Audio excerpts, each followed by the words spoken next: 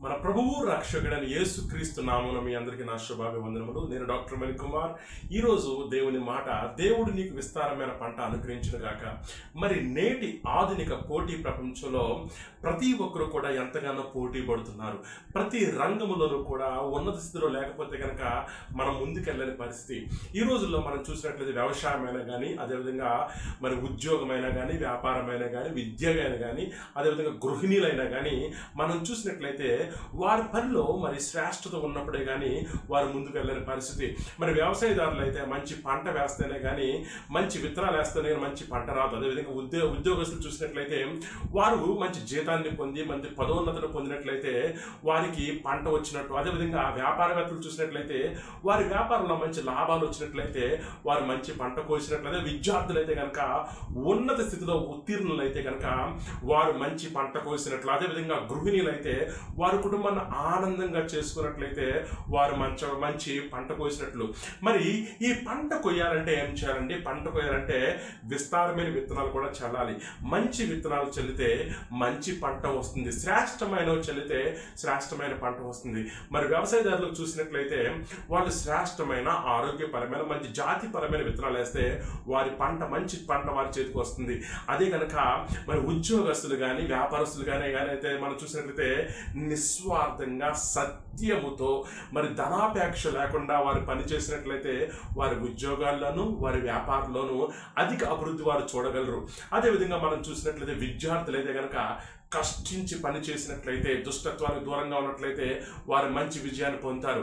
అదే గృహిణీలు అయితే కనుక మనం చూసినట్లయితే నిస్వార్థంతో ప్రేమతో వారి కుటుంబాలని సాకినట్లయితే వారి కుటుంబాలు ఆనందకరంగా మారుతాయి. ఇవన్నీ మనం చూసినట్లయితే వారు మనం చేసే ప్రతి పనిలో మన విత్తనాన్ని బట్టి ఆధారపడి ఉంటుంది. మరి బైబిల్ మనం ఏం చెప్తుందంటే, గలతీయులకు రాసిన పత్రిక 6:7 మనం చూసినట్లయితే, మనుషుడు ఏమి విత్తునో ఆ పంటనే కోయను. మనిషి అంట ఏం విత్తనం వేస్తే అదే పంటకు వస్తారంట. మన ఇంటి ముందు మనము జామ మరి మొక్క వేస్తే జామకాయలే మనం తింటాం. మరి ద్రాక్ష విత్తనాలు వేస్తే ద్రాక్షకాయలే కాస్తాయి.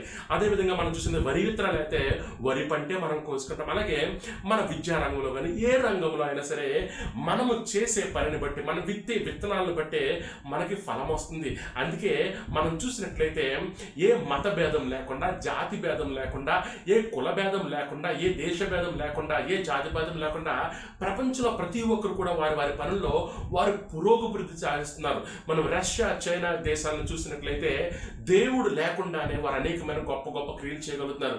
ఎందుకంటే వారు కష్టిస్తున్నారు కాబట్టి, నిస్వార్థంగా పనిచేస్తున్నారు కాబట్టి. అదేవిధంగా సత్యం గురించి చూసినట్లయితే వారు ఎంతో కష్టపడుతుంటూ వారు ముందుకు వెళ్ళడం వల్ల వారు ఎంతో విజయాన్ని వారు చూస్తున్నారు. అయితే మనం చూసినట్లయితే చాలా మంది వారి యొక్క రంగంలో అభివృద్ధి రాకపోతే దేవుడు నిందిస్తుంటారు. ఇక్కడ మనం చూసినట్లయితే ఇక్కడ దేవుడు చాలా స్పష్టంగా మాట్లాడాడు కదండి. ఓ మనిషి, నువ్వు ఏం విత్తితే అదే కోస్తావంటున్నాడు కదా. మనం చూసినట్లయితే మరి మనం సరిగ్గా వెత్తకుండా, మరి స్వార్థముతో, అదేవిధంగా స్వనీతితో కష్టించకుండా, అదేవిధంగా మనం చూసిన ప్రేమ లేకుండా మనం చేసే పనుల ద్వారా మనకి చెడే వస్తుంది. చెడు విత్తనాలు విత్తాం కాబట్టి చెడే వస్తుంది. అలాంటిదప్పుడు మనము దేవుణ్ణి నిందించకూడదు. అందుకే అదే వాక్యంలోనే దేవుడు ఏమని సెలవిస్తాడంటే, మోసపోకుడి, దేవుడు వెక్కిరింపబడడు. అందుకే ఏమంటాడంటే, దేవుడు మోసపోవద్దు, దేవుడు వెక్కిరించబడడు. ఎందుకంటే మనము స్వార్థాన్ని విత్తితే, మనము స్వనీతిని విత్తితే, మనం దుష్టత్వాన్ని విత్తితే, మనము ప్రేమ లేనితనాన్ని విత్తే మనం అదే పంటను కోస్తాము. కష్టించకుండా, అదేవిధంగా నీతి లేకుండా, సత్యం లేకుండా వ్యాపారం చేసినా, ఉద్యోగం చేసినా, చదివినా కానీ ఏం చేసినా దానివల్ల ఎలాంటి ప్రయోజనం లేదు. ఈ విషయంలో మనం దేవుడిని తప్పుపట్టడానికి లేదు. అయితే దేవుడు ఏమి కోరుకుంటాడంటే, దేవుడు చాలా స్పష్టంగా మాట్లాడుతున్నాడు. నిత్య జీవమును పంట కోయను. ఏంటంటే ఆత్మను బట్టి విత్తువాడు ఆత్మ నుండి నిత్య జీవమును పంట కోయను. ఇక్కడ దేవుడి దగ్గరికి కావాల్సినవి, దేవుని దగ్గర మనం కోరుకోవాల్సిందంటే ఆత్మీయ ఆశీర్వాదములు. అంటే ఏంటంటే ఆత్మను విత్తితే ఆత్మ నుండి మనం ఏం పొందుతామంటే నిత్య జీవాన్ని పొందుతాం. మనం ఏం చేయాలండి? ఆత్మను విత్తాలంట. ఆత్మను విత్తితే ఆ ఆత్మ మొక్క నుంచి వచ్చేదేంటి? నిత్య జీవితం అనే పంటను నువ్వు కోస్తావు. ఈరోజు దేవుడు నీకు ఇస్తాను అంటుంది, దేవుడు నీకు వాగ్దానం చేసింది, దేవుడు నీ నుంచి ఆశిస్తున్నాడంటే నువ్వు శరీరపరమైన క్రియలు, శరీరపరమైన ప్రయోజనాలు విత్తనము కాదు కానీ, శరీరపరమైన ప్రయోజనాల కోసము శరీరపరమైన విత్తనాలు విత్తనం కాదు కానీ, నువ్వు నిత్య జీవితం అనే ఫలము కోసుకోవడానికి నువ్వు ఆత్మ అనే విత్తనాన్ని నాటాలంట. ఈ విషయంలో మనం చూసినట్లయితే యేసుక్రీస్తు ప్రభువు చాలా స్పష్టంగా సెలవిస్తున్నారు. మరి మత్తయి సువార్తలో మనం చూసినట్లయితే ఇక్కడ దేవుడు ఏమని సెలవిస్తున్నాడంటే ఎలాగ ఆత్మను విత్తాలంటే, దేవుడు ఇక్కడ ఒక మనం చూసినట్లయితే ఒక ఎగ్జాంపుల్గా, ఉదాహరణగా మనం చూసినట్లయితే కొన్ని విషయాలు దేవుడు సెలవిస్తున్నాడు. ఏమని సెలవిస్తున్నాడంటే ఆత్మను ఎలా విత్తావంటే, ఇక్కడ విత్తనాల రూపంలో దేవుడు ఏ విధంగా మరి చెప్తున్నాడంటే, విత్తనాలు అనేది దేవుని మాటలు. దేవుడు ఆత్మ దేవుడు కాబట్టి ఆ దేవుడి నోటి నుంచి వచ్చే ఆత్మీయ మాటలు అనే విత్తనాలని నువ్వు విత్తాలా. ఎక్కడ విత్తాలా? నీ హృదయంలో విత్తాలి. ఎప్పుడైతే ఆ ఆత్మతో కూడిన ఆత్మీయ సత్యాలు అనే విత్తనాలని నువ్వు నీ హృదయములో నాటినట్లయితే, నువ్వు హృదయమైన నేలలో నాటినట్లయితే నువ్వు ఆత్మ ఫలము అంటేనండి నిత్య జీవితాన్ని పొందుతావు. అందుకే యేసుక్రీస్తు వారు ఎప్పుడు మాట్లాడినా కానీ నా మాటలు నిత్య జీవపు ఓటలు అని సెలవిస్తున్నారు. అంటే నిత్య జీవాన్ని పొందాలంటే నువ్వు విత్తాల్సింది శరీరపరమైనవి కాదండి, నువ్వు విత్తాల్సింది ఆత్మపరమైనవి. దాని గురించి దేవుడు ఉపమానంగా ఏమని సెలవిస్తున్నాడంటే, ఒక విత్తువాడంట విత్తనాలు చల్లుకుంటూ వెళ్తున్నాడండి. ఈ స్టోరీ మనందరికీ తెలుసు. 13వ అధ్యాయము మరి 4వ వచనం నుంచి 8వ వచనం వరకు చూసినట్లయితే ఒక విత్తువాడు విత్తనాలు చల్లుకుంటూ వెళ్తున్నాడు. ఈ విత్తనాలు ఏమని చెప్పాను మీకు? ఈ విత్తనాలు దేవుని నోటంటూ వచ్చే ఆత్మీయమైన మాటలంటే ఆత్మ. దీన్ని ఏం చేస్తున్నారంట? దేవుడు విత్తుకుంటూ వెళ్తున్నాడు. అయితే అనేక పరమైన నేలలు ఉన్నాయంట. ఈ నేలలు దేనికి సాదృశ్యం అంటే మనిషి హృదయము, రకరకాల మనిషి హృదయాలు. ఈ హృదయం అనే నేలలో దేవుడు ఆత్మ అనే విత్తనాలు విత్తుకుంటూ వెళ్తున్నాడు. అయితే ఇక్కడ హృదయాన్ని దేవుడు 3 రకాలుగా పోల్చున్నాడు.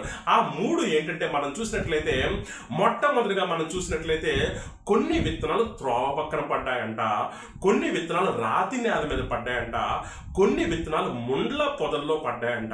ఇక్కడ ఈ రకరకాల నేలలో పడుతున్నాయి. అయితే ఇంకొన్ని విత్తనాలు మంచి విత్తనాలు అంట మంచి నేల మీద పడ్డాయంట, మంచి నేల మీద కొన్ని విత్తనాలు పడ్డాయంట. అయితే మొట్టమొదటిగా కొన్ని విత్తనాలు ఎక్కడ పడ్డాయని చెప్పాను? త్రోవ పక్కన పడిన విత్తనాలు అంట దుష్టుడు వచ్చి ఎత్తుకెళ్ళిపోయాడు. అంటే పక్షి వచ్చి ఎత్తుకెళ్ళిపోయిందంట. అంటే దుష్టుడు అపవాది మన హృదయం నుంచి తీసుకెళ్ళిపోయాడంట.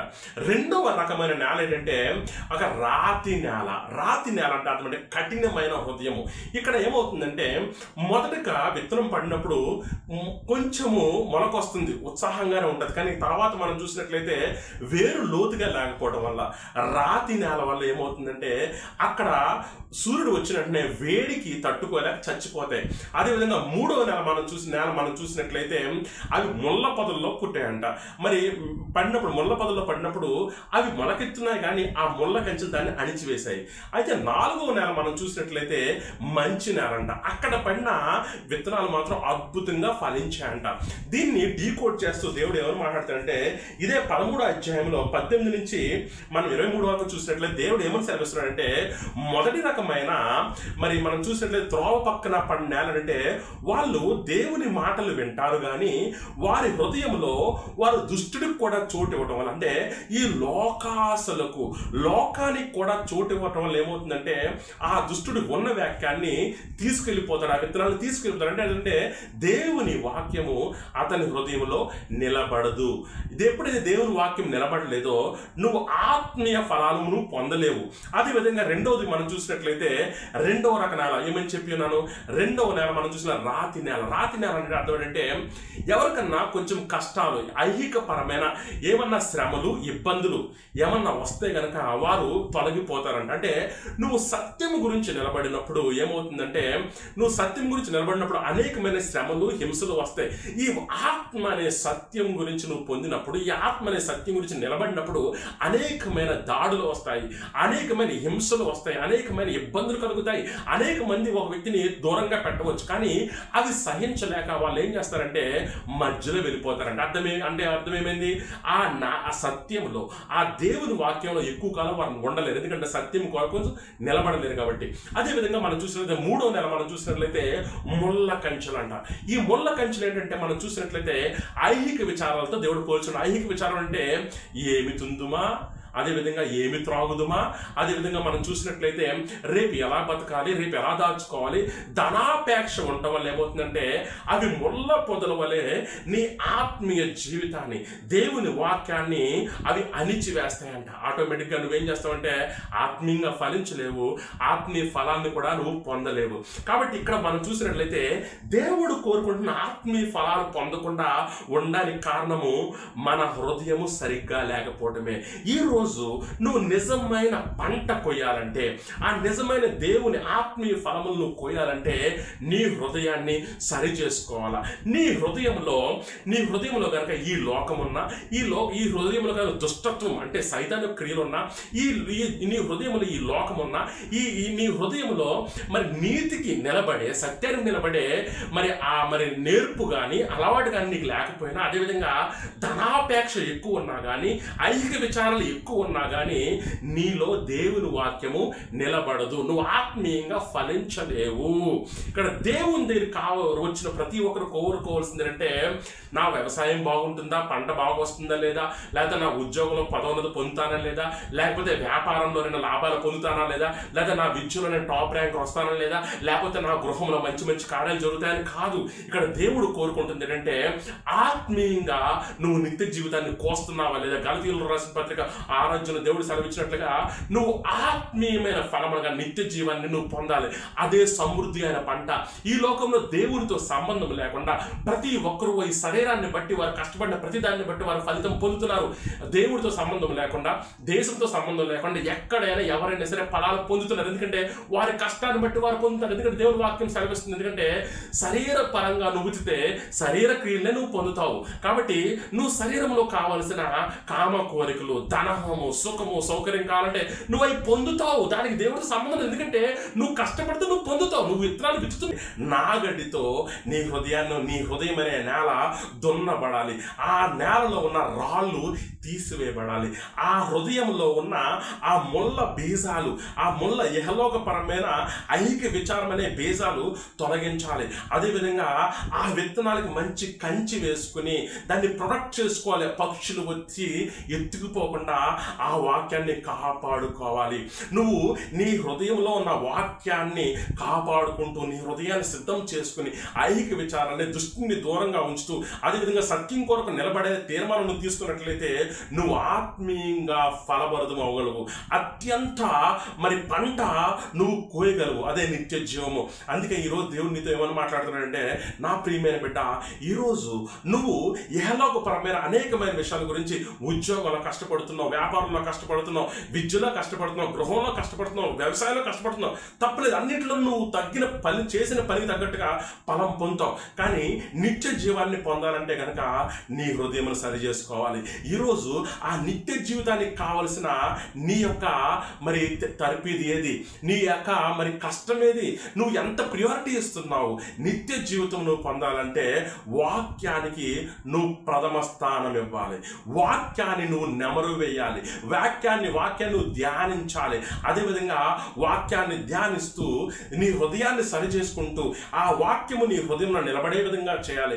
ఆ వాక్యము నీ హృదయంలోకి వెళ్ళి ఫలించే విధంగా మారాలి. అంటే అర్థం ఏంటంటే వాక్యానుసారంగా జీవిస్తూ వాక్యానుసారమైన బ్రతుకులోకి నువ్వు వెళ్ళినప్పుడు అప్పుడు నీ హృదయంలో ఆ యొక్క ఆత్మీయముగా ఫలమును పొందడము ప్రారంభిస్తావు. నువ్వు వాక్యానికి సమయం ఇవ్వకుండా, నీ హృదయంలో వాక్యానికి చోటు ఇవ్వకుండా పెట్టకుండా ఐహిక విచారాలు దుష్టుడికి, అదేవిధంగా మనం చూసినట్లయితే నీతికి నిలబడలేని పరిస్థితి నువ్వు కల్పించినట్లయితే నువ్వు ఎట్టి పరిస్థితులను దేవుడు అనుగ్రహిస్తున్న కోతను మాత్రము నువ్వు కోయలేవు బిడ్డ.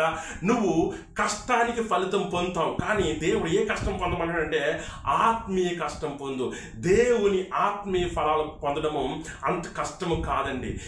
ఎందుకు కష్టం అవుతుందంటే నీ ఫోకస్ దేవుడి మీద లేనప్పుడు, నీ యొక్క హృదయం ఆయనకి ఇవ్వనప్పుడు, నీ హృదయంలో వాక్యానికి చోటు లేనప్పుడు, నువ్వు ఎల్లప్పుడూ కూడా కష్టించి పనిచేస్తూ నువ్వు సంపాదనలో మునిగిపోయి ఐహిక విచారాలతో మునిగిపోయి రేపు ఏమవుతుందనే చింతతో నువ్వు ఎల్లప్పుడూ జీవిస్తూ దేవునికి స్థానం ఇవ్వకపోతే నువ్వు నష్టపోతావు తప్ప, లేకపోతే కనుక నువ్వు బలంగా అభివృద్ధి చెందాలంటే కనుక నీ హృదయంలో దేవునికి స్థానం ఇవ్వాలి. మరి ఈ రోజే దేవునికి స్థానం ఫలంగా ఫలిస్తుంది. మరి 4వ నెలలో దేవుడు చెప్పినట్టుగా 100 అంతలుగా 60 ఫలించే నేలగా నీ హృదయం మారాలంటే ఈ హృదయాన్ని ఇప్పుడే దేవుడికి నువ్వు నిజంగా మారు మనసు, రక్షణ, బాప్తిసం పొందినట్లయితే ఆ దేవాది దేవుడు నీకు ఆ హృదయాన్ని సరిచేయడానికి సిద్ధంగా ఉన్నాడు. పరిశుద్ధాత్మ అనే నాగలికి నువ్వు అవకాశం ఇచ్చినట్లయితే, పరిశుద్ధాత్మ దేవుడు అనే నాగలికి అవకాశం ఇచ్చినట్లయితే నీ హృదయాన్ని దున్నుతూ ఐహిక విచారాల మీద, దుష్టుడికి, ధనాపేక్ష, అదేవిధంగా సత్యం కొరకు నిలబడలేని ఆ పరిస్థితి నుంచి నిన్ను దేవుడు విరజీస్తూ ఆ హృదయాన్ని సరి చేస్తాడు.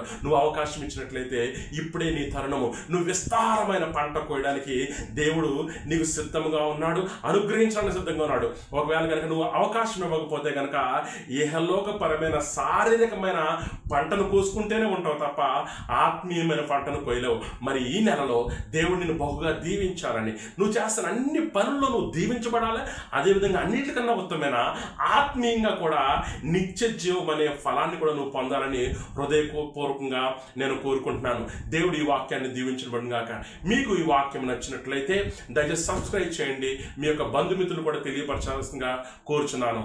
దేవుడు మిమ్మల్ని బహుగా దీవించబడును గాక. ఆమేన్.